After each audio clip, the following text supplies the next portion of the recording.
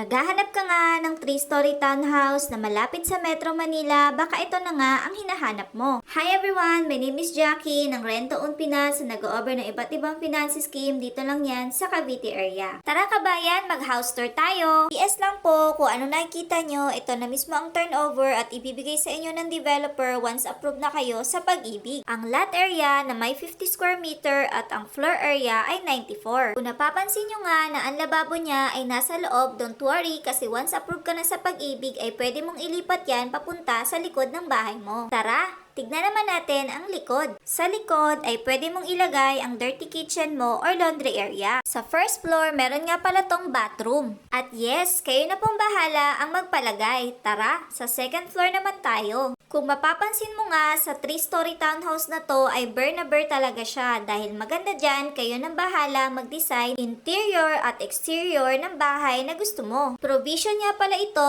ng 3 to 6 bedroom dahil naka 3-story townhouse ka na. At sa bawat palapag may nakaabang na isang bathroom kaya naman total of 3 bathrooms. Ang kagandahan sa bahay na to, kung ikaw ay may big family ay perfect na perfect talaga ang 3-story townhouse na to. At lastly, doon naman tayo sa third floor. Sa video na ito, hindi ko i-discuss ang TCP, ang down payment at ang monthly amortization dahil nag-iiba-iba. Depende yan kung kailan ka mag-a-avail. At kung magtatanong naman kayo kung magkano nga ang reservation fee, only 5,000. Gusto mo malaman kung magkano ang computation at ang price list nito, i-message mo ako dito para ma-send ko sa'yo ang full details. As of now, dalawa ang location na available neto. Una, located at Tansa, Cavite at ang pangalawa ay Imus, Cavite. Gusto mo naman makita ang subdivision na to, pwede kang mag-join sa aming site tripping every Wednesday, Saturday, and Sunday. Kaya ano pang hinihintay mo? Inquire na!